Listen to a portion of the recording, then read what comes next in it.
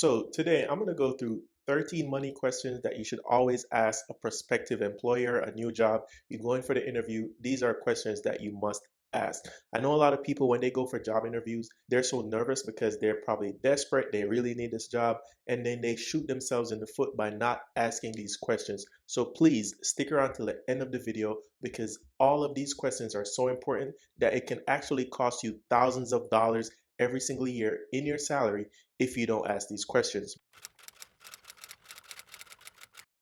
My name is Adrian. I like to talk money as it relates to everyday life, personal finance, and anything else that can get you to level up financially. If that sounds good to you, please go ahead, subscribe, like the video for the YouTube algorithm. But without further ado, let's get on with the video.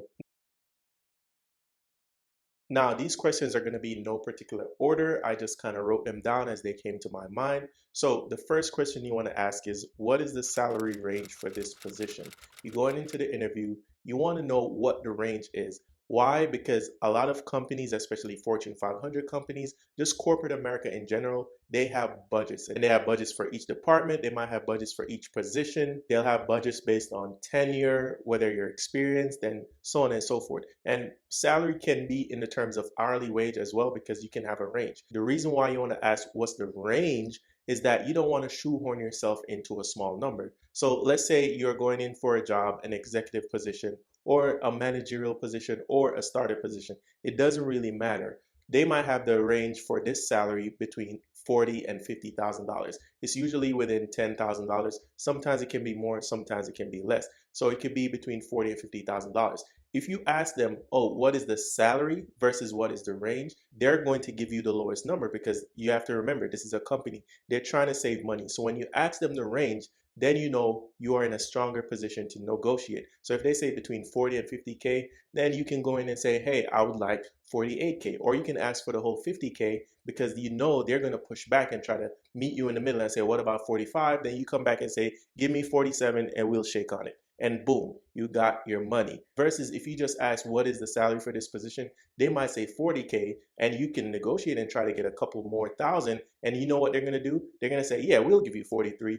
But in that instance, you could have gotten up to $47,000. So you lost $4,000 because you didn't ask the range versus asking what the exact salary is. So you don't want to do that. Now, the next question you want to ask is, how often do you review salaries, right? Because you want to know if you're coming in and you do a good job, you're killing it, you're doing better than other people that were hired with you, you're doing better than people that were there, you're just killing it, you're taking on extra work, you're working nights and weekends, you're doing all the important projects. You want to know how often they review and adjust salaries because you don't want to work for free. Sometimes, yes, you're going to give a little to get a lot, meaning you're going to have to work those nights and weekends. You're going to have to prove to the company and to the boss that you have more value to provide, and you're going to do that for free, but you don't want to do it forever. So you have to ask, how often do you adjust and review salaries? Sometimes it's a yearly review, but sometimes if the company is smaller and you have a closer relationship with those at the top, you can be like, hey, what about I do this project, I do this amount of work, and in 6 months,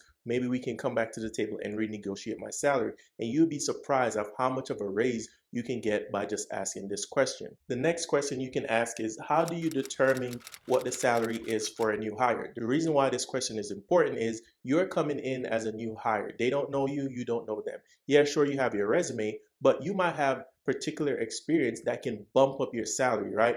Because sometimes companies will say this is what new hires come in at, and that's the end of the story. But what if you have a particular skill set? What if you have 10 years of experience? What if you're better than the person that they're replacing this position with, or you're better than the persons that are already employed in that position?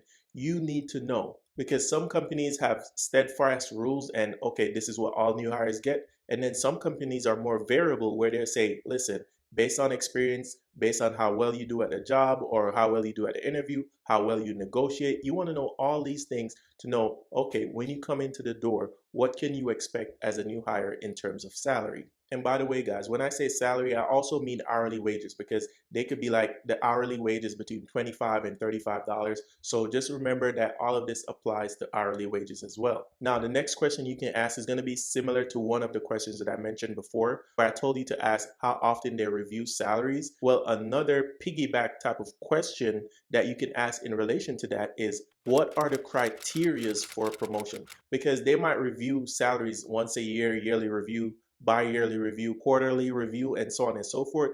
But what if they have criteria?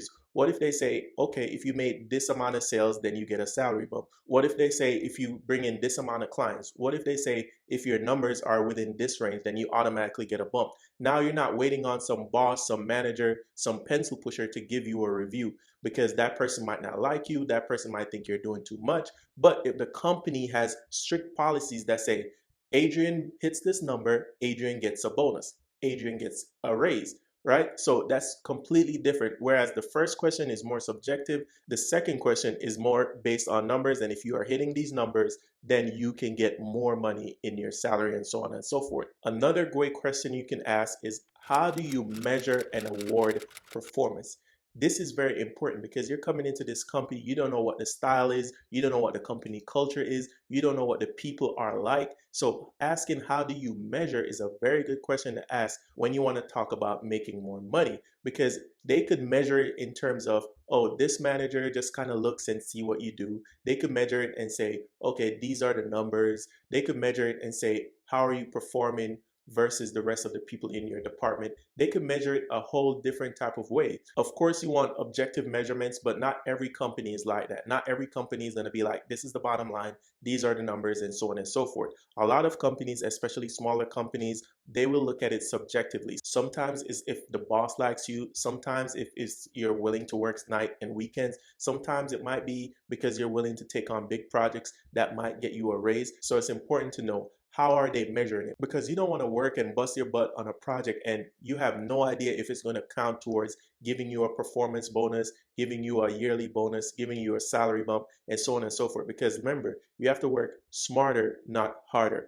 Guys, if this video is bringing you value so far, please go ahead, leave a like for the YouTube algorithm, as well as subscribe to the channel. We make new videos like this every single week. Okay, so let's continue. Now, the next question you can ask is, what is the bonus structure and how is it calculated? Is it based off of numbers? Is it based off of tenure? Is it based off of a performance review? You need to know these things. Again, because I said in the previous point, you don't want to be working your butt off in the wrong area of the company, in the wrong area of your performance, and then come to find out at the end of the year, you're not going to get a bonus because you weren't working at the right things.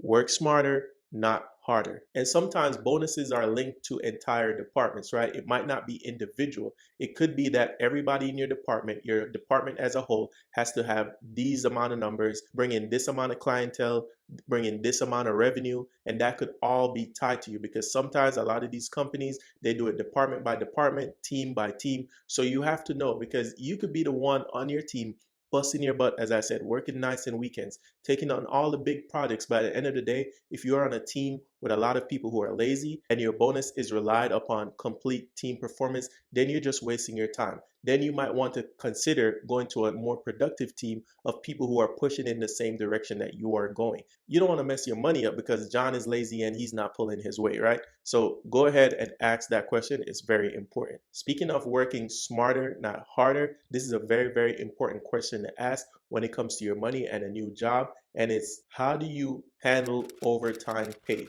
So all those nights and weekends that you're working, sometimes you could be working on your own time. Sometimes you could be working on the clock. Sometimes you could just be working so you can get ahead or finish a big project rather quickly. But guess what? If the company policy says no overtime, no compensatory pay, no weekend pay, then you're just wasting your time. Then you're just working for free. And as I said, sometimes it's important to do that because you want to put a good light on yourself within the bosses at the company. But if they're not compensating you for overtime, for weekend pay, for being on call, sometimes they'll give you a company phone and you have to be answering emails and Slack messages on your own time. You have to know, how is this compensated? Or is this even going to lead to you getting a promotion, some sort of bonus, and so on and so forth? Do not work for free, guys, okay?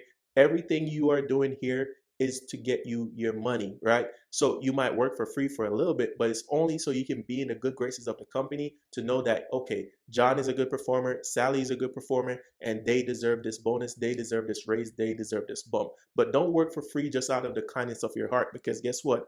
If you are not performing, that company is going to let you go. So don't ever work for free. Now, sometimes a job might have a particular salary, but that's not the whole package, right? So the next important question you want to ask is, what are the benefits like? What's the 401k? What's the health? What's the dental? Is there life insurance? Sometimes it could be a dangerous job. Maybe you're a window washer, you're window washing skyscrapers. You want to know what are your death benefits like with, God forbid, something happens to you? Who's your beneficiary? Who can you name as your beneficiary? And so on and so forth. You want to know all these things because this can add up to thousands and thousands of dollars. If you have a family, that health insurance is so important. In America, health insurance is so expensive that you need your job to have a very good health insurance plan, especially for families. They're going to deduct it out of your paycheck, but if that health insurance is so expensive that it's not feasible for you to take that job, it's not feasible because so much of your check is going to it because the company is not adding a lot to your health insurance benefits,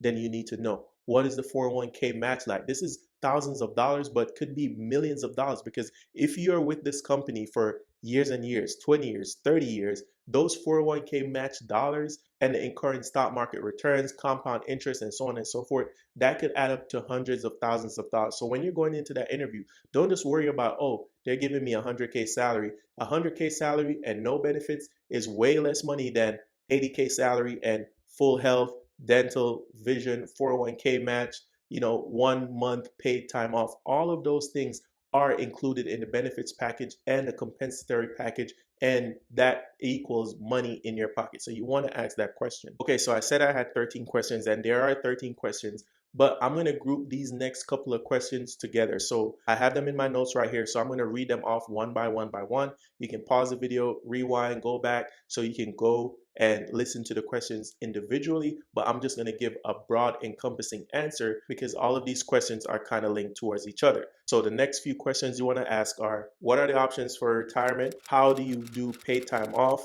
And what are the policies for sick leave? So retirement, paid time off, and sick leave. These are all very, very important questions. Retirement, you want to know, is there a pension? Pensions are largely gone away, but you never know, right? So is there a pension? Is there a 401k match? Sometimes if you're in a startup or a company like that, you can get stock options and you could be vested after a certain number of years. So all of this money is very important. Paid time off, that is very, very important because you can't just be working like a dog and not getting any paid time off. How do they count holidays? Is holiday paid time and a half? How much do they pay for your PTO? Can you take PTO back to back to back? If they offer 4 weeks PTO, can you take 4 weeks all at once? Because I know a lot of companies, especially when I used to have a W-2 job, I had like 2-3 weeks PTO, but you could never take it consecutively, right? You had to spread it out. So all of this stuff is very important. And then sick leave. Now, you might be healthy, you might be great, but this is so important because let's say you want to have a family, sick leave can go into your paternity leave. If you're a man, you also need to take time off for your new baby. Don't leave your wife alone by herself. So that is very important as well. What if something happens to you on the job? How is that compensated, right? What if it's a high stress job and you need mental health time off? All these things are very important. So you need to ask all of these questions because this is money out of your pocket. Now we're down to the last two questions. And the first of the last two questions you should ask always is, do you offer tuition reimbursement? What is the plan for that? Because in life, you want to always level up. I teach you guys, always level up, always try to make more money, do better all the time. It doesn't matter if you're running a business, you want to grow your business bigger, you want to grow your side hustle bigger, but if you're in a corporate job, you want to move up through the ladder, right? But sometimes it might require you to take night classes, weekend classes, summer classes, whatever type of classes. But if you're doing this in service of getting better at your job, to make more money at your job, you got to ask them, what type of tuition reimbursement services do you offer? Sometimes the job might offer their own classes, courses, certificates that you can take to level up and to get that promotion, because a lot of times jobs will be like, hey, we want to give you this promotion, but you need additional training. You have to get the certificate so we can actually give you this promotion, and that promotion will lead to a pay bump. But you don't want to go out of your pocket to pay for your own school if the job is going to pay for it for you, right? This is always talk money. We always want to talk money, whether directly or indirectly. Direct money is how much money are you going to direct deposit in my account? But indirect is, what is the tuition reimbursement program like, right? So that's one of the questions that you want to ask. And the last question, which is just as important as the rest of the questions that I've listed in this video so far, is, do you offer a package for relocation, reimbursement, setting you up in a new city? Because your dream job might not be in the city where you live. You might have to move a couple states over, a couple cities over. You might have to leave your friends, your family, you might have to sell your house and deal with all of this stuff, right? So you want to know, can they relocate you? Can they pay to relocate you? Because sometimes now everything is digital. You might be headhunted. You might be on LinkedIn and somebody knows that you do a good job in one city, one state. They want you to move down to another city or state. You have to ask them, hey, how much are you willing to put towards this? Sure, if it's a great opportunity, you might be willing to pay some of the cost, but always try to make the companies pay your way. You could get 2 months rent, 3 months rent. You could get your moving costs covered. You could get money to have your car shipped so you don't have to drive and put a whole bunch of miles on your car. Anything is possible, guys, but you just have to ask the questions. I hope this video give you some insight into the questions that you should ask. 13 money questions that you should ask if you want more money from these companies, from these 9-to-5 jobs, corporate America style. My name is Adrian. This is Always Talk Money. Leave a like for the video if it brought you some value. Subscribe to the channel. Become part of the family. Check the links in the description down below. Sign up for the newsletter. Until next time, peace.